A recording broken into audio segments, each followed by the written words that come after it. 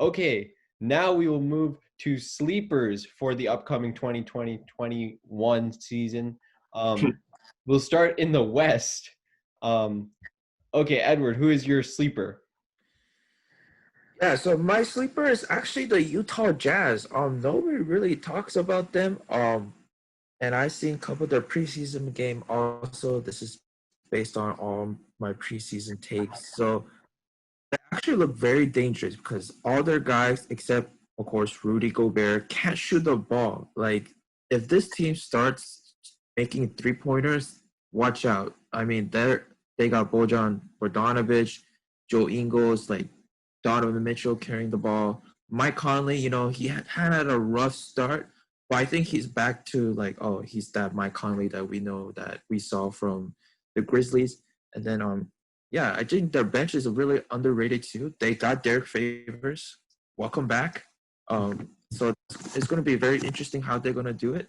So, but yeah, watch out for the Utah Jazz.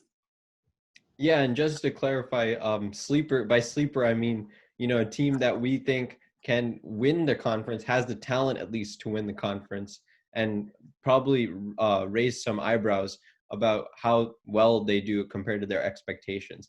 And just to add on to your point, what we saw from Donovan Mitchell in the bubble, that was pure amazing. From 60-point games when he went back and forth with Jamal Murray, Donovan Mitchell is a superstar, and that he deserved the money that he got paid. But yeah, let's move on to Gabe. What is your sleeper team in the West? Yeah, that was absolutely insane what Mitchell did, but it was tough to pick a sleeper in the West because, in my opinion, the Lakers are so dominant that it's really tough for anyone to pose a threat. But I'm going to go with a team that Edward actually said isn't going to do that well this year, and I'm going to go with the Clippers as the sleeper for the West because they went from overrated to overhated really quickly. Everyone forgets, just because Paul George had a bad stretch and Kawhi didn't come in clutch for a game 7, that doesn't mean that they're not going to do really well again next year. If anything, I think it gives them more motivation. The thing is, the Clippers are like, I don't know, they're just like overhated for not much of a reason anymore. Everyone forgets that they were really good. The Clippers were a little cocky last year, but I think that they've really humbled themselves out, and now it's to the point where they're ready to focus on their goals again. So I think this year the Clippers are really going to ball out. Not that they'll win the championship. I still have the Lakers winning it, but I think the Clippers are that overlooked team in the West. Okay, yeah, that's a fair point, and obviously they get more time playing together, which is what they didn't have last season. I'm gonna go for my sleeper as the Dallas Mavericks. So you guys said, Luka Doncic is your MVP. I think that means that the Dallas Mavericks do exceed expectations and possibly get to Western Conference semifinals and are competitive in the Western Conference semifinals. This team has Kristaps Porzingis. They picked up, I think that Trey Burke had a very good showing in the bubble. And even though they lost Steph Curry, they still have those role players that you need to support Luka and Kristaps Porzingis. Those shooters that you can come off the bench like Hardaway Jr. and other role players can support Luka and support Kristaps. I think they gel further, and we see them do something like they did in the bubble, almost scaring the Clippers. So they are my sleeper team. Let's move to the East. Edward, who's your sleeper in the East? So there's a lot of good East team, but or like there's a couple that you could think of, but I think one sleeper team that I think is the 76ers. Because they had a disappointing like swept by the Celtics. That kind of like those old Philadelphia fans don't like these Boston fans that much, but getting Seth Curry, like Daryl Morey might be the GM of the year, I think. He might be the executive manager of the year because how he constructed a team, and like Ben Simmons and Joel Embiid, they're still doing that experiment, but they actually surrounded with shooters. I mean, Josh Richardson wasn't a bad shooter, but he's like a 3-and-D, not just like a shooter. And getting Seth Curry, Danny Green, getting really Al Horford, that horrendous contract, which I thought that was a good trading piece that they did. So I think it's going to be a very interesting let's see if Ben Simmons could thrive under Doc Rivers because he never had that player. So let's see about that. Yeah, and I think Doc Rivers is one of the main keys to this team because, you have all this talent. It's just a matter of making it fit. And Brett Brown wasn't necessarily the best at making all the talent fit together on a roster. Gabe, who is your sleeper in the East? Well, it's tough to say because earlier we defined sleeper team as the team that we think can win the conference. If we're going based on that, I think it's the Celtics just because they've been contenders every year, but they've never taken the final step. And I think that this year they could finally do it now that their young stars are becoming more experienced in the playoffs. But if we're going just based on a pure sleeper team that, has really under excelled and now they could over excel, I think it's the Hawks. They just have the perfect team around them now. They had a crazy offseason. They had a good draft too. Okongwu is really good, even if he might not start or he might start too. I just think the Hawks are, a team to look out for. They could really get like a top 5 seed, maybe even be a second round playoff team. So that's just like a shout out, Yeah, I guess I might redefine sleeper team just because of that, because I do like picking such teams that are not that are not expected. I guess sleeper can just mean exceeding expectations.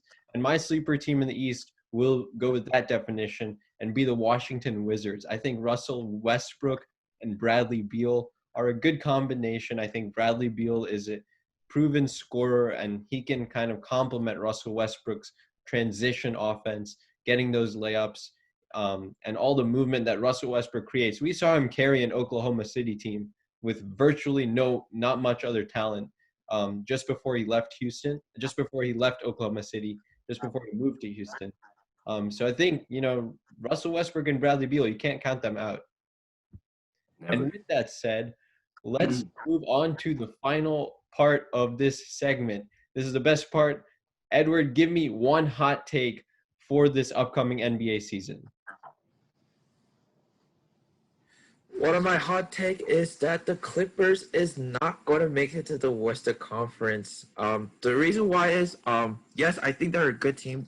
I'm pretty sure they're definitely going to make it to the playoff, but they haven't filled up that needed role, a playmaking guard. I mean, Pat Beverly is a good, I guess, a defender, but he could be like a 3-and-D sometimes, like maybe have a good night. But their guard play is not the best. Like, I've seen them play, and it's mostly ISO. Give the ball to Kawhi, work it in the mid-range. That's not the best offense, especially when everyone knows how, the lineups are getting smaller, they're getting lengthier, guys. So I don't know what Ty Lue is going to do, and I feel like they didn't improve that much in the guard play, and I think that's the most important thing, why LeBron take that over with AD. I'll give credit to Serge Ibaka. That does give them a new big man dynamic, a guy who could shoot. I mean, Montrez was a good energizer man, but he couldn't shoot. But hey, he's been shooting mid-range for the Lakers. Oh well, right? So I don't think the Clippers might not make it to the Western Conference because the Mavs going to upset them. That is a good hot take. I like the Mavs part at the end because Mavs are my sleeper team, and Mavs Clippers hatred goes back to the bubble. We saw them have some testy matches and flagrant fouls and all this trash talking between Luka Doncic and Montrezl Harrell. I really like that take. Let's see if you can top it off, Gabe. What is your hot take? Well, it's definitely a hotter take. And we're assuming that he doesn't get injured seriously enough, which is a big if. But my hot take is that Gordon Hayward's contract will be worth it, okay? Because he's getting paid 4 years, $120 million. That sounds like a lot. For a city like Charlotte, they have not signed a big free agent basically in their history. And how in the world are you going to attract other free agents to play with your team? You're going to have to overpay. And it sounds like far-fetched to say that he deserves $30 million a year, but we saw what he could do in Utah. That's why I'm saying, assuming he's healthy. In Boston, he was more of a system player. In Charlotte, to a degree, he stays a system player, but he also becomes their number one scoring option, probably instantly. So 4 years, 120 million sounds like a lot. Sounds very overpaid. It could be, but if as long as it brings in other key players to make them a playoff team again, it's worth it. That's fair, and I'm guessing you think they will be a good playoff team this year, with LaMelo and Devontae Graham and Gordon Hayward. I like that as well, Charlotte Hornets. I'm going to be biased here. I'm going to go off the Pelicans. I'm going to say the Pelicans will be a top 6 seed in the Western Conference that is loaded this year. Just from watching the preseason and looking at the Pelicans' offseason moves, Steven Adams is a good big man. He is better than Derek Favors, and I think he can really help this team in rebounding, and that's what this team needed after all this rookie core was built together with Brandon Ingram, Lonzo Ball, and Zion Williamson. And also they have Eric Bledsoe. Eric Bledsoe is a veteran. He can provide valuable minutes wherever he's put it into the lineup. And I just really like the Pelicans roster overall. Zion is obviously going to take a huge step forward. I think he's going to get the ball so many more times, and his body is just all he needs to score points. So I like the Pelicans as a top 6 seed, probably the 6th seed in the Western Conference this year. I drafted Zion over Embiid, so he better have an amazing year. Biggest question for the Pelicans is their spacing. But let's see, because I really like is it Stan Van Gundy? I know it's one of the Van Gundy's brothers. Okay, just want to make sure I don't want to get the wrong Stan Van Gundy. But I think he's a good coach.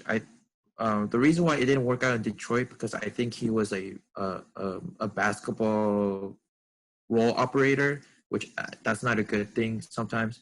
But him as a coach, I think is going to work out, and especially like I've seen his couple plays, sets, and it translates to the Pelicans. It looks pretty nice, especially when you have Zion who could catch lobs and like posterize everyone. So I'm very excited for the Pelicans also. Yeah, and with that, I just want to say, happy holidays from the M2M crew to all our viewers. We'll see you soon. If you like this video, please consider subscribing to our channel, M2M Coverage, for more sports content.